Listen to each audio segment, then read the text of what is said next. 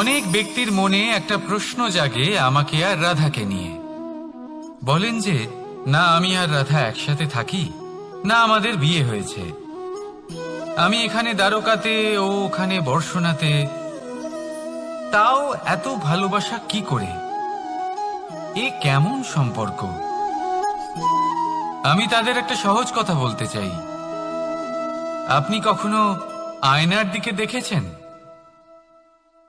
নিজের দুই চোখের দিকে তাকিয়ে জিজ্ঞাসা করুন, এই দুই চোখ একসাথে কেন বন্ধ হয়, একসাথে কেন খোলে, একসাথে কেন ঘুমোয়, একসাথে কেন কাঁদে?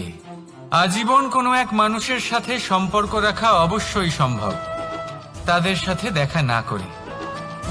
আমার আর রাধার ভালোবাসাও কিছুটা এরকমই, আর কিছুটা এরকমই হয় ভালোবাসা দুই নয়নের মতো, যারা কখনোই মিলিত হবে না, কিন্তু চিরকালের জন্য একসাথে জুড়ে থাকবে।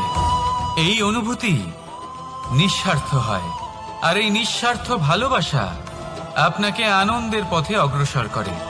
জীবনে সবসময় নিঃস্বার্থভাবে ভালোবাসুন, শুধুমাত্র আনন্দই পাবেন। তাহলে আসুন আমার সাথে নিঃস্বার্থভাবে ভালোবেসে বলুন, রাধা রাধা।